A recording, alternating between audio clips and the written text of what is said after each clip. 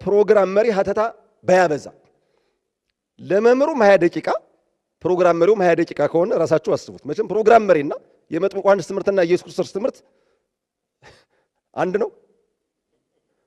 ትረዱኛላችሁ? መጥምቁ ዮሐንስ ፕሮግራም መሪ ነው አይደል? በቃ ፕሮግራም መሪ። የኢየሱስ ክርስቶስ ትምህርት ሰፊ ነው፣ አያልቅም፣ አይፈጸም እና ሀተታ በጣም ይበዛል። ሌላው መምሩ እንዲበሉ ይሳይል ፕሮግራም መሪው ያለ ስም ባይሰጥ ማለት ተረዳችሁ? የሚገርል ፕሮግራም መሪ አለ። በቃ ሰው ትምህርቱን ሰምቶ ይረዳ። ከዛ ውጭ ገሌ የሚባለው መምህር ይሄን የተማሩ ብሎ አስቀድሞ የሚነገሩ የፕሮግራም መሪዎች ንግግር መጠንና ልክ ቢኖረው። ስድስተኛ ከአውደ ምሕረቱ እንደወረዱ ልብስን አውልቆ ተራ ሰው መምሰል ቢቀር። ተረዳችሁ? እዛ አውደ ምሕረቱ ላይ እንዳለን ቀሚስ ይወልቃል፣ ሻሽ ይወልቃል፣ ካባ ይወልቃል።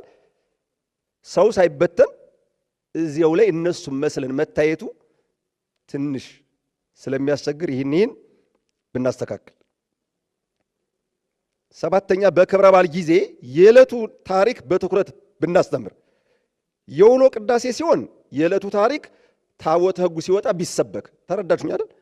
ምክንያቱም አንድ ሰባኪ አስቀድሞ ታቦቱ ሳይወጣ ያን ትምህርት ከነካው በዕለቱ ለማስተማር ተጋብዞ ሄደው መምህር በዕለቱ የዕለቱን ታሪክ ርዕስ መርጦ ለማስተማር ይቸገራል። አይ እገሌ እንትን ብሎታል ብሎ ታቦቱ ወጥቶ ቆሞ እዚያ ላይ ሊያስተምር የሚገባውን ትምህርት ሊያስተምር ሊሄድ ስለሚችል በቃ ክብረ በዓል ከሆነ የዕለቱ ታሪክ መሰጠት ያለበት ታቦቱ ወጥቶ ታውዶ ሲቆም ቢሆን እንደው እዚህ ላይ የጋራ ንግግር ብናደርግበት።